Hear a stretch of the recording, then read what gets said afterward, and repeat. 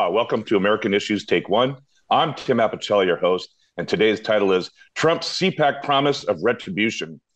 For those of you that have heard the term CPAC, it's associated with the Republicans, but CPAC actually stands for Conservative Political Action Conference. And this year's CPAC meeting or conference was basically the Donald Trump show. And to discuss this with my guests, I'd like to introduce Jay Fidell and our special esteemed guest, Chuck Crumpton. Well, I don't know if you guys were able to watch any of the conference or any of the speeches, but it was a doozy. And basically what this conference was about is to put Donald Trump back on the map as far as the leading candidate for the Republican nomination for President of the United States. To you, Jay, did you watch any of Donald Trump's speeches? And if so, I mean, it was a 2-hour diatribe. It was Fidel Castro, talking endlessly for hours. Did you catch any of it? Because some of the things he said was jaw-dropping. Not a bit.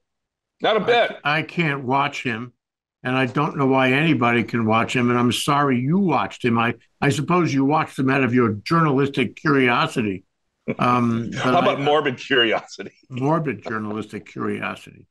And of course, Fox News covered it because Fox News is still, despite all of their troubles, is still Fox News. But Excuse me, I hate to interrupt, but can you take the news out of Fox News? Because it's been proven without a shadow of a doubt, they're not reporting news. It's full news. MSNBC would have video pictures of him and not include the sound. Good for them. So, what I get out of it is that right-thinking people wouldn't watch that, and I certainly don't watch it. I may read about it, but actually I think a lot of other things in the world today are more interesting. Well, okay, I'm going to jump to down the list here of my questions. One of them is, Donald Trump got 62% of the straw poll, and Ron DeSantis at 20%. Michael Steele, who used to be the chair of the Republican National Committee, said, if you guys don't think Donald Trump is going to be the nominee, you got another thing coming. So he's convinced that Donald Trump is not only the lead horse, but going to be the final horse because there's no one to knock him off his saddle, so to speak. So what do you think about that, Jay? Are you ready for Donald Trump to be the top contender for the next president of the United States for the Republicans? No, I'm not ready. And I'm not sure I believe that poll anyway. And I think there. What about Michael Steele? I like Michael Steele. Is that his poll? I tell you the truth, CPAC is a pretty powerful organization, not because it has attracted a lot of people this year, but because it has attracted a lot of people in previous years and, has a momentum effect. And maybe because they like Trump, maybe that gives Trump a big advantage somehow. And maybe because DeSantis really hasn't started his campaign, or at least not formally, he's losing points while Trump, has the stage. And Trump makes all these outrageous comments and attracts his base, or what's left of his base.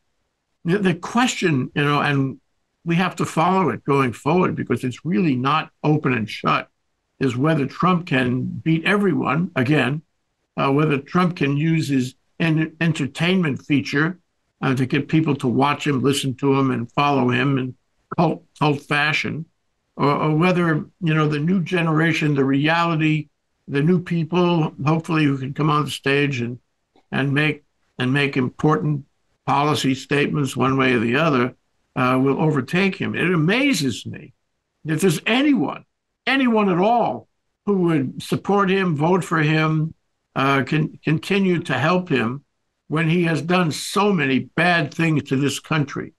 The thing about the inmates singing,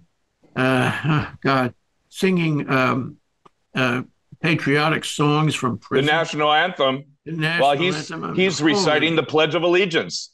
Holy moly, that is absolutely insane. And the question of, whether insanity will rule this country, it's on the table. Insanity did rule this country on a number of points along the way with Trump. And now insanity may rule this country in 2024. Whether he's indicted or not, he says he's going to run. Of course, if he's convicted, he really can't run. Don't forget that. But the bottom line is, I think he has a fair chance because there's a lot of insanity left in the country. And although there are points that suggest that he will not be able to do it, there are a lot of people who think he will be able to do it. And the question then is whether the country is still insane. Let's go with that thought. Chuck, Jay kind of beat me to the punchline here as far as mentioning the song that was videotaped where the inmates were singing in unison, presumably over the prison phones, the national anthem while Donald Trump recited the Pledge of Allegiance. That's pretty outrageous. You have over 560 some odd convictions related to January the 6th. A lot of them were confessions, pled guilty, but a lot of them were convictions for sedition.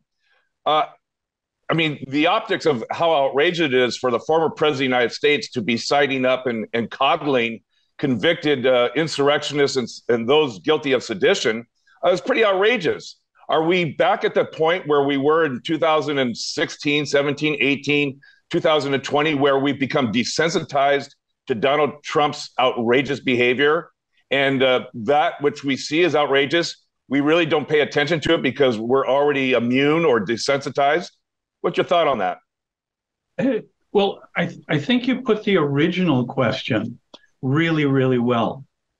What we really need to see, understand, and act upon most is the undeniable truth that Trump is not the leading horse. He's only part of the horse.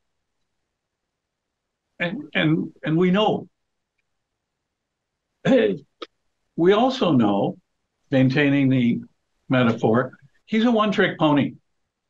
It's no surprise that he would engage in a 2-hour diatribe that would give no value to the source of his rant, no value to whether any of it were truthful, and the fact checkers were just going nuts, and to have only one purpose, not only to elevate himself, but to destroy anyone and anything in his way. And as far as the prison song or the prisoner's song, patriotism ploy is concerned, I don't think he's ever going to outsell Johnny Cash at Folsom Prison. Oh, perfectly stated. Perfectly stated. Chuck, that cracks me up. But it's a one-hit wonder.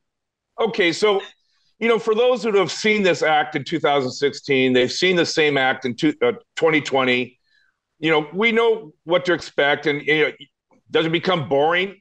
Yeah, but sometimes it's still, still jaw-dropping to witness these things, particularly the prison song.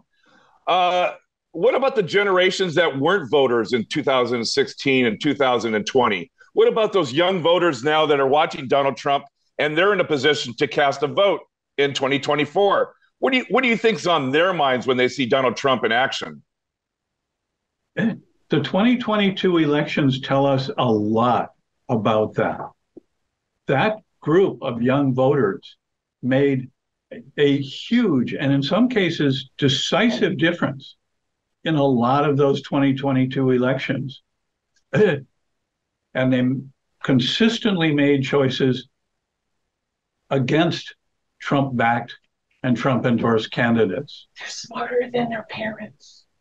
So somebody's learning something from history. Right. Can I jump in on that? 2022 sure. was not a complete success. Democrats lost the House. I keep thinking that same thought that Tim is asking about. Is the next generation going to find truth here? Is the next generation going to care about the future of the country? I'm not sure. Are you sure? I think they may be oblivious They may be plugged into social media, getting all the wrong messages. Maybe not, maybe they're not doing so well in school. School's not important. Maybe they buy into the, escapism and the isolationism, the nationalism, and singing songs with prisoners kind of thing that Trump is selling.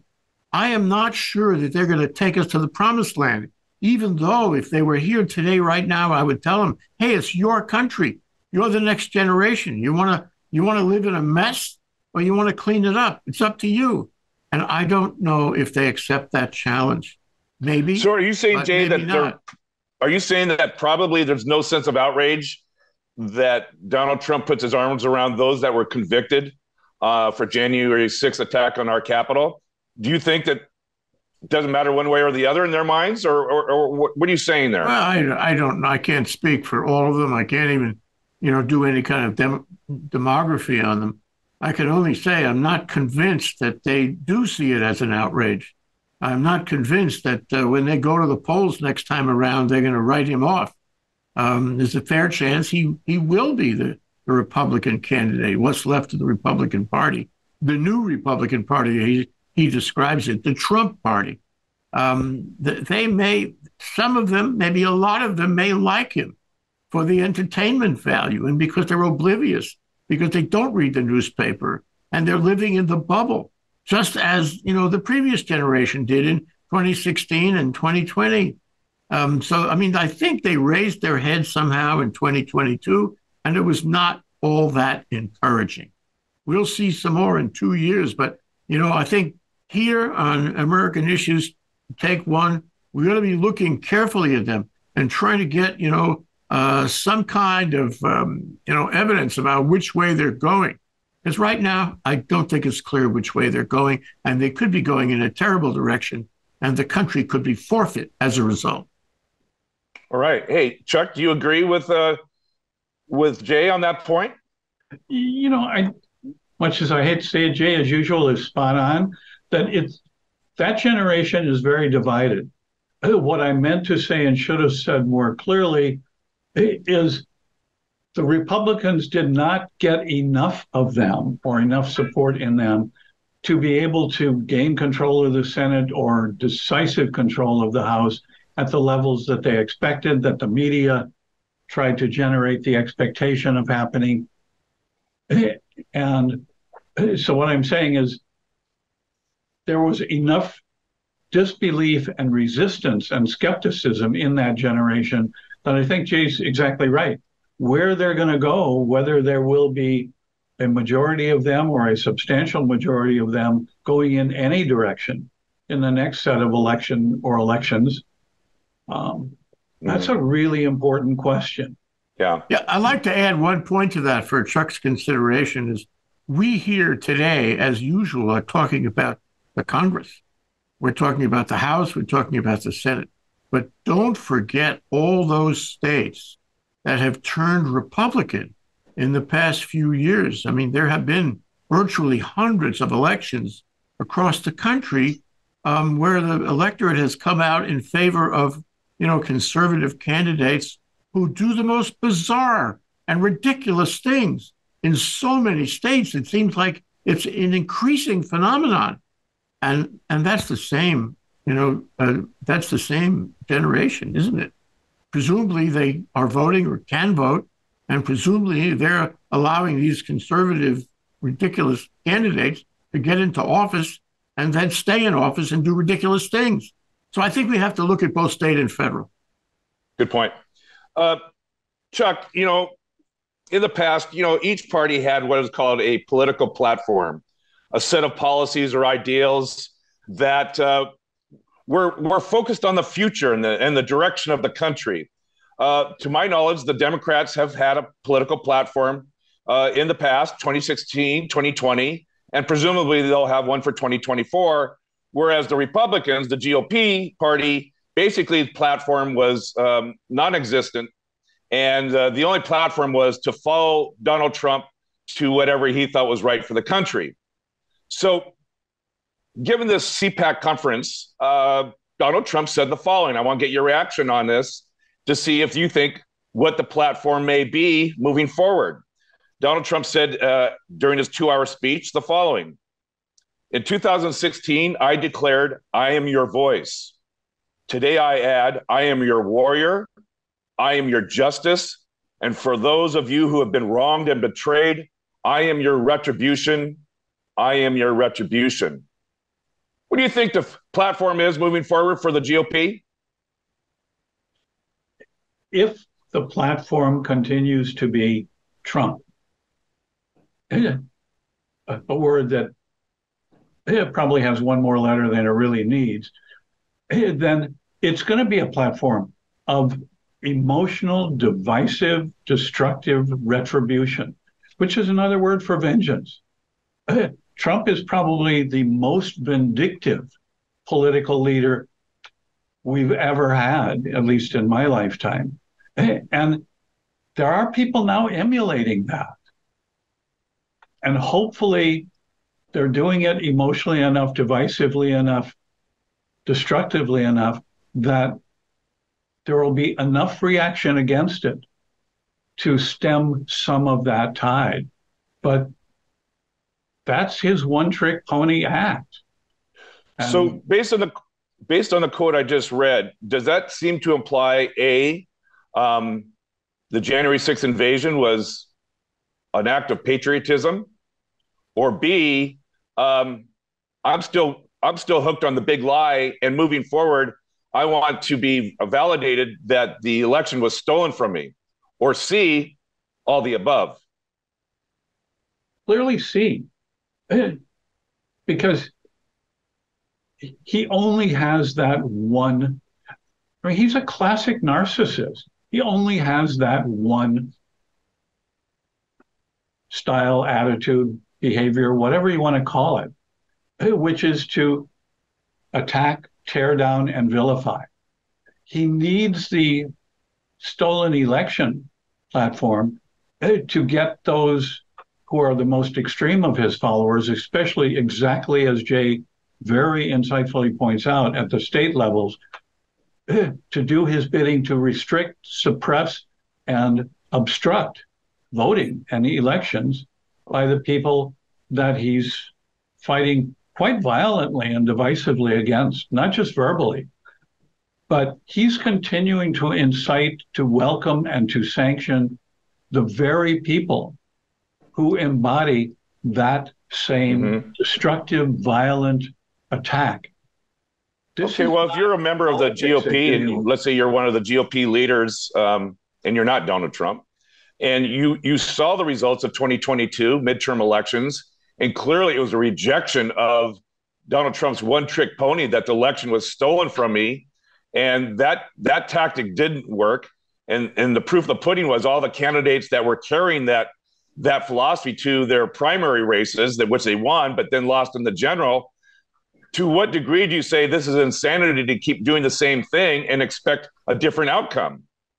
So if you're the Mitch McConnells or, whoever in the party, what do you say to this emerging strategy of Donald Trump's that I'm going with the same old one-trick pony again? Well, and good you mentioned McConnell, because he's now coming out pretty regularly every few weeks with really strong, clear messages and quotes that are directly antithetical to that whole Trump tone, spirit, and approach. Mm-hmm. But it also depends where you are. If you're in a very red state, you can do that and not only get away with it, you can make it work for you. If you're Kerry Lake in Arizona, maybe not so much, right? If you're DeSantis, or the guy who just tried to move in the Florida legislature to outlaw the Democratic Party in Florida, you can do that stuff. It not only won't hurt you, you can make hay off of it in your next campaign and election. And the other right. Well, I guess last thing is, we know that you can hold 33% of the party, but that doesn't win you the general election. Isn't the definition of sanity is to do the same thing over and over again and expect a different outcome down the line? See, but you raised a really important point, Tim, is the Democratic Party and in particular Joe Biden, are moving toward a much more specific, practical, issue-oriented set of communications and programs. Not only his campaign stuff, his budget stuff, everything coming out of the Democratic administration and party are clearly tailored to action plans for specific issues. Whereas for the Republicans, yeah, they say, oh, crime and education and woke and all that stuff. But every one of the issues they raise is just a talking point that blames, finds fault with, and attacks Democrats. It doesn't propose any solutions or platform. Name one Republican solution for any of those things: the economy, crime, immigration, anything. Mm-hmm. Okay, thanks, Chuck. That's crazy, right? Well, that is crazy, and it didn't work in 2022, and didn't work. Let me reframe what you were saying, though, Tim. The definition of insanity is they're trying the same thing again and again and expecting a different outcome. Okay? But my reading of the articles about CPAC is they're not trying exactly the same thing. They're trying to do it better. There's an indication that they're trying to learn from what happened. For example, they're trying to reach the younger generation.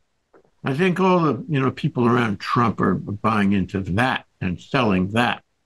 So if they can somehow, with entertainment and criticism and these cynical jokes and statements he makes, attract that generation, that would be different. It's not the same as before. And I think he's trying to, take the old playbook and wrap it in something new and make it work better. So I don't think it's the same thing. I think it's different product. And he's well aware of that. But let me add this, though. But I don't think people understand on either side, either that generation in large part, or for that matter, our generation and everybody in the middle, that this thing in 2024 is existential. It is absolutely existential for our nation, our lives, our society, and for that matter, the world. If Trump gets back into office, and I don't have any ambivalence about this, if Trump gets back into office, we are done. He will see it as a mandate to do all those insane things that he was doing before. He'll turn this country upside down. There won't be a democracy. There'll be Trumpism, and he's a nutcase. Imagine the country being run by a nutcase, who has violence inventions and racism on his mind all day long, as reflected in the CPAC remarks. So this is pretty serious business. And, to go to a question, that you might ask is the media making it clear to people? Are they fully educated and aware of the stakes of this game? The answer is no. And, I don't know what to do. And why is that? Readership and money, viewership and money. Fox is for who? For CNN, MSNBC, NBC, ABC, CBS. I mean, why aren't the mainstream media channels making more of an issue of some of this mishegas that is being portrayed not only at CPAC but every time Donald Trump gets to the podium, no matter where it is? And it's the same reason that they pushed to steal the election, even though they knew it wasn't true. It's pure self-interest. If it increases, and lines their pockets and bank accounts, that's all they need. That's why that decision was made, to keep viewers. They continue to knowingly spout lies. Okay, well, let me throw this out. We know the news cycle is very short. It's usually 24 hours. Case in point is the prison song. I mean, really, if this was a different time, that story or that video would have been played no less than 100 times for over a course of 3 or 4 days. Something as outrageous as the prison song that Donald Trump was involved with. Now the news cycle is less than a day. I haven't heard anything more about it. So where do we go from here when there's something so outrageous, yet it only gets the light of day for 24 hours? And I'm not talking about Fox entertainment station. I'm talking about all the other reputable, credible media outlets. Well, let me throw this in. You know, the process in Fox, as revealed in Rupert Murdoch's testimony, was that they did what they did in order to achieve greater viewership. Because greater viewership is greater advertising. Greater advertising is more money on the bottom line, goes into his pocket. It's really simple. So, it strikes me that the same process, although the guardrails are different, the same process on more liberal networks, more liberal cable stations. They want to entertain. They want people to come and watch. They want people to take a serving of their own bubble, of be joyful with the criticism of Trump, whatever it is, and see them beat up Trump, which some of them do mercilessly. And that way, there's more people in the bubble on the MSNBC side of things watching. More viewership, more advertising, more revenue, more multi-millions and billions of dollars of profit. So I think the process is the same throughout the media. And what the media ought to be saying is, hey, this is an existential threat. This is as serious as it ever gets for our country. Now, sometimes they say that, but I don't think that message is getting across. And I also think they don't want to say it too much because it's scary. It's really scary. They don't want to put the public into a panic. This is like War of the Worlds. You might get people really panicked if you really tell them and keep telling them the truth.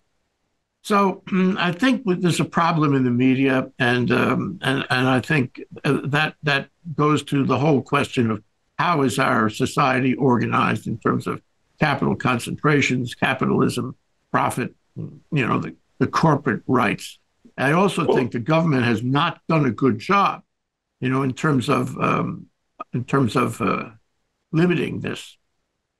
Well, let me divert away from the CPAC story here and go back to what we've discovered here with Fox Entertainment, Fox News, whatever you want to call it. It's been quite a revelation. And the question is, what becomes of it? Do you ever would think or imagine that the FCC might get involved with the issue of overtly knowing the truth and then reporting something different? I'll go back to the days where the news desk for every news outlet, media outlet, there was a firewall very thick that it was free from revenue of advertisement, or it was a lost leader, if you will, for that media outlet. The news was the news, and revenue didn't matter on who was reporting the news. It was just the news. Does the FCC get involved with the Fox News Dominion defamation case and say, here's an idea that we think will make all news or all news media more credible in moving forward? Jay? I don't think the FCC is going to do anything. I think this is all focused on the Dominion lawsuit and the lawyering going on, the judging going on, the appealing going on, and just covering what's happening is so interesting and exciting to see somebody taking a swat at Trump and his friends and Fox News. We waited for this in a sense.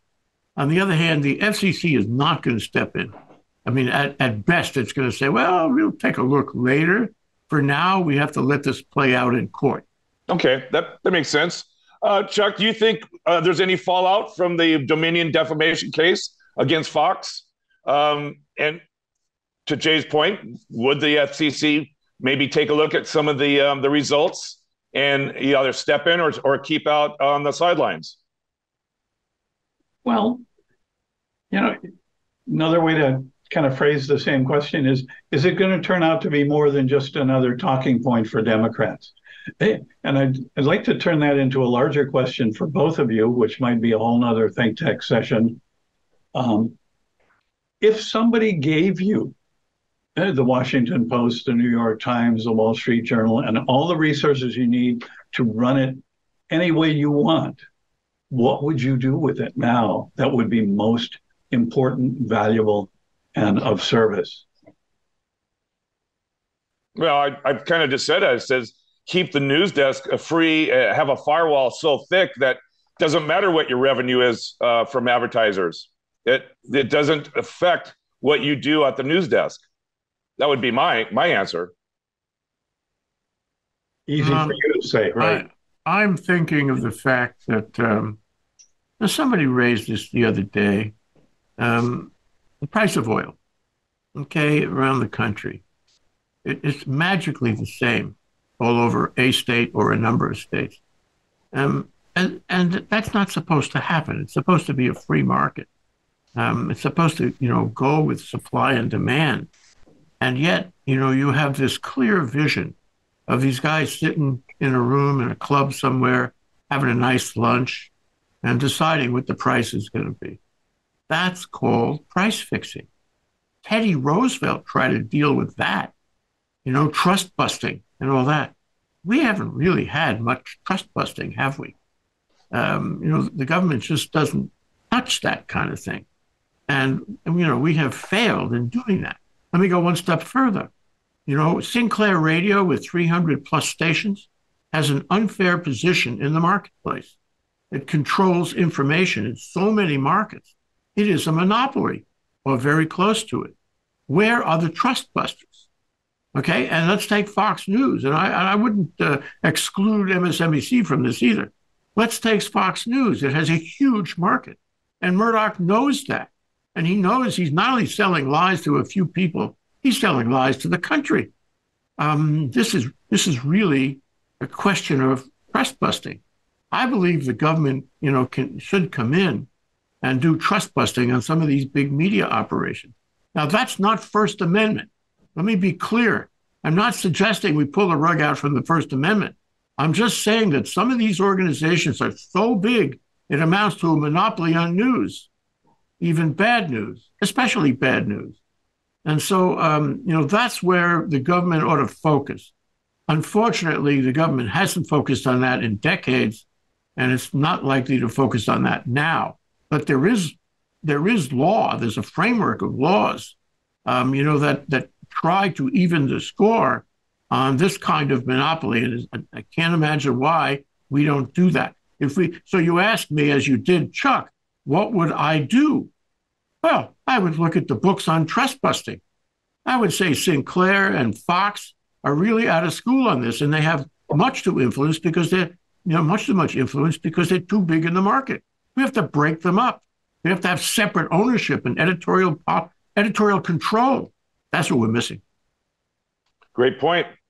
Excellent point, and a good way to leave the conversation. We've run out of time, but before we leave, let's go around the table here and get your last thoughts, either on the CPAC conference or the recent developments of Fox in the headlines. Chuck, your last thought. Well, I think if it's presented as anything, it's again put into graphic contrast the choice between whether we're going to choose ourselves, the media, our leadership, our communities in responsible truth-seeking communication and action, or irresponsible. Thank you, Chuck. That's really the crux of the question. Great. Thank you so much. Jay, your last thoughts? Every day I wake up thinking about Ukraine. And when I looked a little into the reporting on CPAC, it appeared to me that a lot of the people in CPAC who are emerging around Trump, and Trump himself, is down on NATO. He's down on Ukraine. They are down on supporting Ukraine. They represent the contingent in Congress that would pull all the support for Ukraine. And that's a death knell for Ukraine, honestly. Ukraine has trouble enough not getting enough ammunition, but they need a lot of support. If they don't, you can quote me on this, if they don't get the necessary support from whatever source, and especially the United States, they will fail. They will lose. Russia will take them. And then Russia will take all the satellite countries around them, north and south. And our world will be different, and you won't like it. And that is the scariest thing about CPAC. You heard it here. Think Tech Hawaii. American Issues Take One. I'd like to thank our esteemed special guest, Chuck Crumpton, and as also my really great sage co-host, Jay Fidell. Won't you join us next week for American Issues Take One? I'm Tim Apicella, your host, and we'll see you next week. Aloha.